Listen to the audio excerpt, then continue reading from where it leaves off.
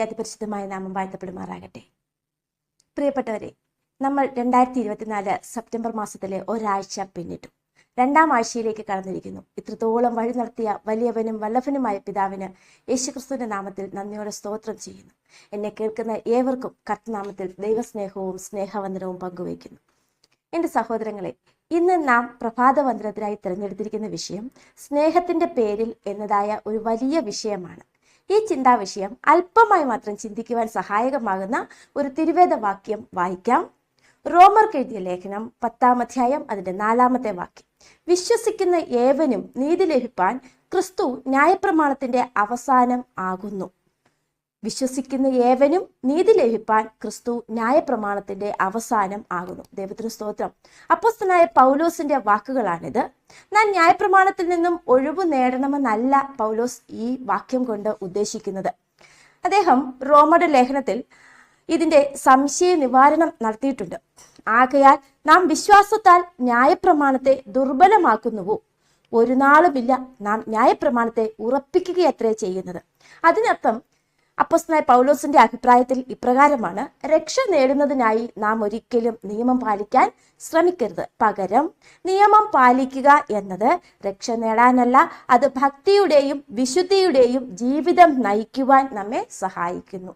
നാം കർത്താവായ യേശുക്രിസ്തുവിൽ വിശ്വസിച്ച് പിതാവിനെ നമ്മൾ ആശ്രയിച്ച് ഭക്തിയുടെയും വിശുദ്ധിയുടെയും ജീവിതം നയിച്ച് മുന്നോട്ട് പോകുമ്പോഴാണ് നമുക്ക് രക്ഷ എന്ന ദാനം കിട്ടുന്നത് എന്ന വലിയ വസ്തുതയാണ് അപ്പോസ്തലനായ പൗലോസ് നമ്മളെ ഈ വാക്യത്തിലൂടെ ഓർമ്മപ്പെടുത്തുന്നത്.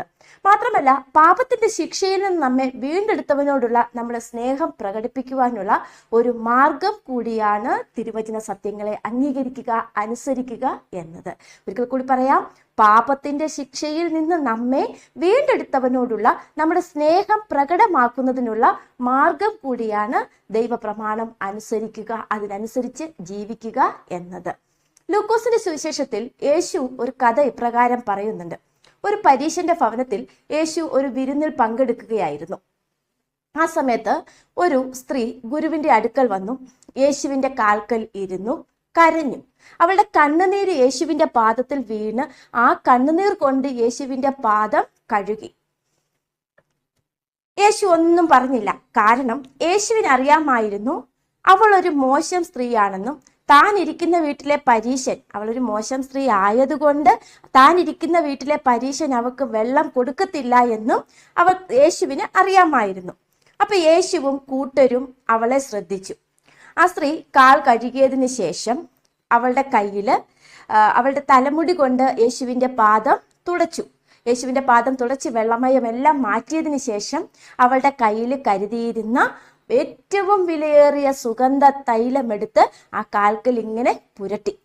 ഇത് കണ്ട് ആശ്ചര്യപ്പെട്ടു. യേശു പരീശന്മാരുടെ കൂട്ടത്തിലിരിക്കും. ആ ഭവനത്തിലിരുന്നപ്പോൾ കൂടെ ശിഷ്യന്മാരും ഉണ്ടായിരുന്നു.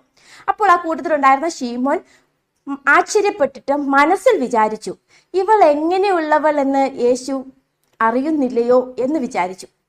അതേ നിമിഷം തന്നെ യേശു ശീമോനെ പേർ ചൊല്ലി വിളിച്ചു എന്നാണ് ബൈബിൾ പറയുന്നത്. യേശുവിനെ പേർ ചൊല്ലി വിളിച്ച് മറുപടി പറഞ്ഞു, ഞാൻ നിന്റെ വീട്ടിൽ വന്നു, നീ എൻ്റെ കാലിന് വെള്ളം തന്നില്ല, എന്നാൽ ഇവളോ എനിക്ക് എൻ്റെ കാല് കണ്ണുനീരിനാൽ കഴുകി. നീ എനിക്ക് ചുംബനം തന്നില്ല, ഇവളോ ഞാൻ വന്ന നാൾ നേരം മുതൽ എൻ്റെ പാദത്തിൽ ചുംബിച്ചുകൊണ്ട് ഇരിക്കുന്നു. നീ എൻ്റെ തലയിൽ തൈലം പൂശിയില്ല, ഇവളോ പരിമള തൈലം കൊണ്ട് എൻ്റെ കാൽ പൂശി. ആകയാൽ ഇവളുടെ അനേകമായ പാപങ്ങൾ മോചിച്ചിരിക്കുന്നു എന്ന് പറഞ്ഞു. അപ്പോൾ അനേകമായ പാപങ്ങൾ മോചിച്ച അല്ലെങ്കിൽ അനേകമായ പാപങ്ങൾ ക്ഷമിച്ച ദൈവത്തോടുള്ള സ്നേഹമാണ് ആ സ്ത്രീയുടെ പ്രവൃത്തിയിൽ നമുക്ക് കാണാനായിട്ട് അവിടെ കഴിഞ്ഞത്. അതായത് നാം യേശുവിനെ സ്നേഹിക്കുമ്പോൾ അത് സ്പഷ്ടമായ രീതിയിൽ പ്രകടിപ്പിക്കണം. അങ്ങനെയെങ്കിൽ യേശുവിനോടുള്ള സ്നേഹം നമുക്ക് എങ്ങനെ പ്രകടമാക്കാം എന്നൊരു നിമിഷം ചിന്തിക്കാം. തിരുവചനം വ്യക്തമായും പറയുന്നു, എൻ്റെ കൽപ്പനകൾ പ്രമാണിക്കുന്നതല്ലോ ദൈവസ്നേഹം. നാം അവൻ്റെ കൽപ്പനകൾ പ്രമാണിക്കുകയും പാലിക്കുകയും ചെയ്യുന്നത് ദൈവത്തോടുള്ള നമ്മുടെ സ്നേഹ പ്രകടനമാണ്. അങ്ങനെയെങ്കിൽ കൽപ്പനകൾ അറിഞ്ഞിരിക്കണമല്ലോ. നമുക്ക് ഏവർക്കും അറിയാം 10 കൽപ്പനകൾ. 1-ാം കൽപ്പന, ഞാനല്ലാതെ അന്യദൈവങ്ങൾ നിനക്കുണ്ടാകരുത്. ഏക സത്യ ദൈവം സൃഷ്ടിതാവായ പിതാവായ ദൈവമാണ്. സൃഷ്ടികളെ നാം ആരാധിക്കരുത്. ഭൂമിയിലും ആകാശത്തിലെയും അതിലെ സകലവും, ജലവും അതിലെ സകലവും എല്ലാം ദൈവത്തിന്റെ സൃഷ്ടികളാണ്. സൃഷ്ടാവ് ഒരാൾ മാത്രം. ആ സൃഷ്ടാവിനെ ഭയപ്പെട്ട് നാം അവന് മഹത്വം കൊടുക്കണം. രണ്ടാം കൽപ്പന, ഒരു വിഗ്രഹവും ഉണ്ടാക്കരുത്, നമസ്കരിക്കരുത്. സ്വർഗത്തിലോ ഭൂമിയിലോ ഭൂമിക്ക് കീഴെ വെള്ളത്തിലോ ഉള്ള യാതൊന്നിന്റെയും പ്രതിമയെ വണങ്ങരുത്. അതിലുപരി നാം അതിനെ എന്തിനെ സ്നേഹിച്ചാലും അത് വിഗ്രഹമാണ്. മൂന്നാം കൽപ്പന, കർത്താവിന്റെ നാമം വൃഥാ എടുക്കരുത്. നിങ്ങളുടെ ഉത്തരം ഉവ്വ ഉവ്വ എന്നും ഇല്ല എന്നും ആയിരിക്കണം. നാലാം കൽപ്പന, ശബത് നാളിനെ ശുദ്ധീകരിപ്പാൻ ഓർക്ക. ശബത് ദിനം ശനി എന്ന ദിവസമാണ് എന്ന ധാരാളം തെളിവ് വാക്യങ്ങൾ പഴയ നിയമ പുതിയ നിയമ പുസ്തകങ്ങളിൽ ഉണ്ട്.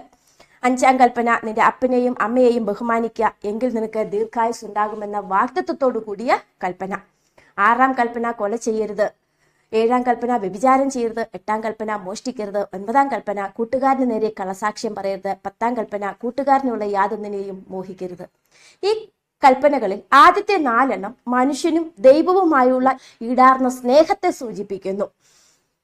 പിന്നീടുള്ള 6 കൽപ്പനകൾ മനുഷ്യനും തമ്മിലുള്ള ഈടാർന്ന ബന്ധത്തെ സൂചിപ്പിക്കുന്നു. ഇങ്ങനെയുള്ള ഉടമ്പടികളാണ് ആ കൽപ്പനകൾ എന്ന് പറയുന്നത്. ഈ കൽപ്പനകൾ പാലിക്കുക എന്നതാണ് ദൈവത്തെ സ്നേഹിക്കുക എന്നതിന്റെ അർത്ഥം. അതായത് കൽപ്പനകൾ എന്നത് ദൈവത്തിന്റെ സ്നേഹമാണ്, ദൈവം നമ്മളോട് സ്നേഹിക്കുന്നതിന്റെ അടയാളമാണ്. എന്നെ കേൾക്കുന്ന പ്രിയ ദൈവമക്കളെ, ദൈവ ഇഷ്ടം ചെയ്ത് ദൈവഹിതം ദൈവസ്നേഹം പ്രകടമാക്കുവാനും ആ ദൈവസ്നേഹം എല്ലാവരിലേക്കും പകരുവാനും സാധിക്കട്ടെ. ക്രൂശിൽ നിന്നും ഒഴുകി വരുന്ന ആ ദൈവസ്നേഹം നമ്മളിൽ വളരുകയും നമ്മളിലെ ഞാൻ എന്ന ഭാവം കുറഞ്ഞും കൊണ്ട് ക്രിസ്തു ഭാവം തന്നെ എല്ലാവരിലും പ്രതിഫലിക്കുവാൻ ഈ പ്രഭാത സന്ദേശം ഇടയാക്കട്ടെ. ദൈവം ഏവരെയും അനുഗ്രഹിക്കുമാറാകട്ടെ. ആമേൻ. നമുക്കൊരു നിമിഷം കണ്ണുകൾ അടച്ച് പ്രാർത്ഥിക്കാം. അടിയങ്ങളെ വാത്സല്യമായി സ്നേഹിക്കുന്ന ഞങ്ങളുടെ വാഴ്ത്തപ്പെട്ട നല്ല ദൈവമേ, ഹല്ലേലൂയ, സ്തോത്രം. ഈ നല്ല സുദിനത്തിനായി അടിയങ്ങൾ അങ്ങേ നന്ദിയോട് സ്തുതിക്കുന്ന അപ്പച്ചാ, സ്തോത്രം. ഇത്രത്തോളം വഴി നടത്തിയ നാഥ, ഇനിയും അടിയങ്ങളെ വഴി നടത്തുമെന്ന് വാഗ്ദത്തം ചെയ്ത നാഥ, അവിടുത്തെ കാൽക്കലേക്ക് അടിയങ്ങളെ സമ്പൂർണ്ണമായി സമർപ്പിക്കുന്ന അപ്പച്ച. അടിയങ്ങളുടെ കുറ്റങ്ങൾ എത്ര കടിഞ്ചുവപ്പ് ആയിരുന്നാലും കർത്താവേ, സ്തോത്രം, അത് ഹിമം പോലെ വെളുപ്പിക്കാമെന്ന് വാഗ്ദത്തം ചെയ്ത നാഥ, അങ്ങയിലേക്ക് അടിയങ്ങൾ പൂർണ്ണമായും സമർപ്പിക്കുന്ന അപ്പച്ചാ, സ്തോത്രം. ഹല്ലേലൂയ.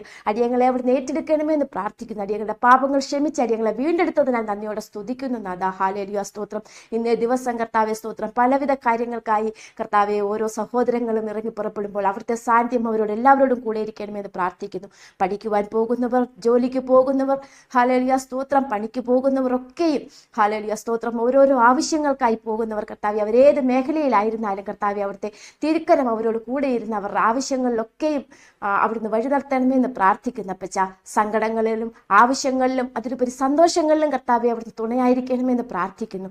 ഇന്നേ ദിവസം ജന്മദിനം ആഘോഷിക്കുന്ന സഹോദരങ്ങൾക്ക് വേണ്ടി പ്രാർത്ഥിക്കുന്നു അപ്പച്ച, സ്തോത്രം. അവിടുത്തെ കരങ്ങളിൽ അവരെ താഴ്ത്തി സമർപ്പിക്കുന്നു. ഹല്ലേലൂയ, സ്തോത്രം, സ്തുതിക്കുന്നു നാഥാ, സ്തോത്രം. അവിടുത്തെ കൃപയിൽ അവരെ സൂക്ഷിക്കണമെന്ന് പ്രാർത്ഥിക്കുന്നു. വലിയ സാക്ഷ്യങ്ങൾ കേൾക്കുവാൻ തക്കവണ്ണം കർത്താവേ അവിടുത്തെ തിരുക്കരം അത്ഭുതം പ്രവർത്തിക്കണമെന്ന് പ്രാർത്ഥിക്കുന്നു. അത്ഭുതങ്ങൾ അങ്ങയുടേത് മാത്രം അപ്പച്ച. അടിയങ്ങൾക്ക് യാചിക്കുവാനും കരച്ചിലോടെ നിലവിളിക്കുവാനും അടിയങ്ങൾക്ക് കഴിവുള്ള അപ്പച്ച, സ്തോത്രം. അടിയങ്ങളുടെ നിലവിളികളുടെ ശബ്ദം അവിടുത്തെ സ്വർഗത്തിലെ സൗരഭ്യവാസിനിയായി തീരുവോളം കർത്താവെ അടിയങ്ങളെ സഹായിക്കണമെന്ന് പ്രാർത്ഥിക്കുന്നു. പ്രാർത്ഥന കേട്ടതിനായി നന്ദിയോട് സ്തോത്രം. വരവനായി അടിയങ്ങളെ ഒരുക്കണമെന്ന് പ്രാർത്ഥിക്കുന്നു. സകലവും ഞങ്ങൾക്ക് ജീവൻ പിടിഞ്ഞ യേശു ക്രിസ്തുവിന്റെ വിലയേറിയ നാമത്തിൽ തന്നെ. ആമേൻ.